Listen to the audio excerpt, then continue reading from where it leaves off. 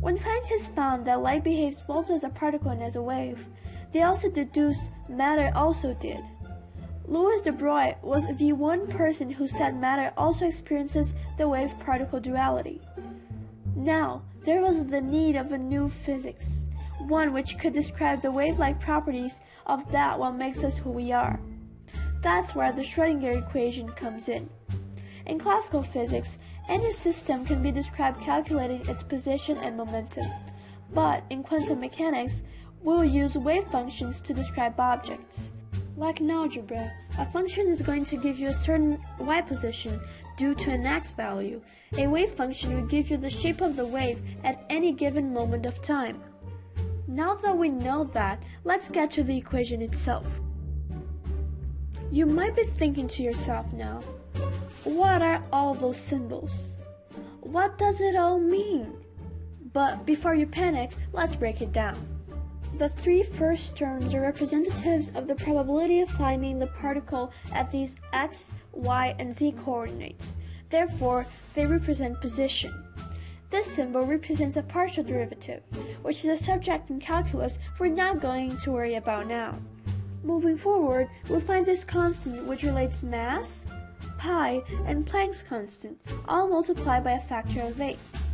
Finally, we have a subtraction of V, which is energy, and V, which is potential energy. But what is this all for? Well, the purpose of the Schrodinger equation is trying to calculate the probability of finding a particle somewhere in a given space under certain conditions. Let's use it in a sample problem. Imagine a well. Its walls are infinitely high, and there's a particle inside it, which can only move in the x direction.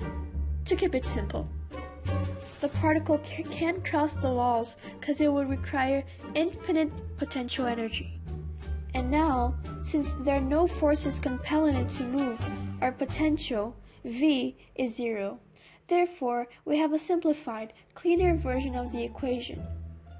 Any solution to this equation would assume this format.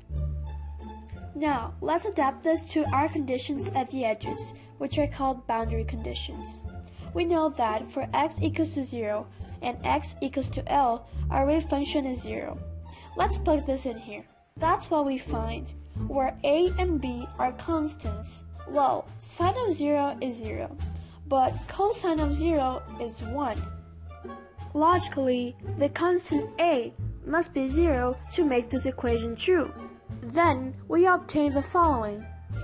Now, let's look at the second condition, that says that the wave function is 0 when x, the position, is equal to L.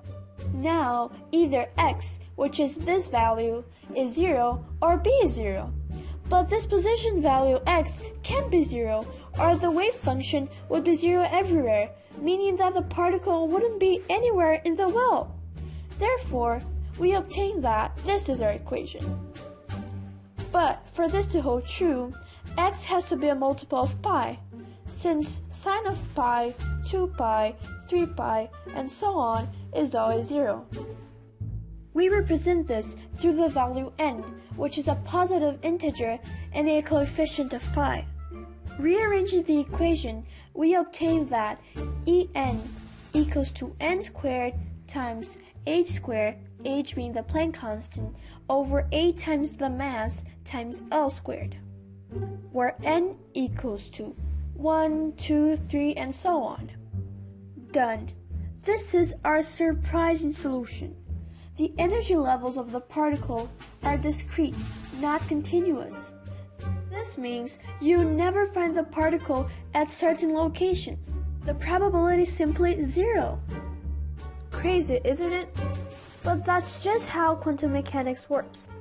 A tiny world that even physics can't predict.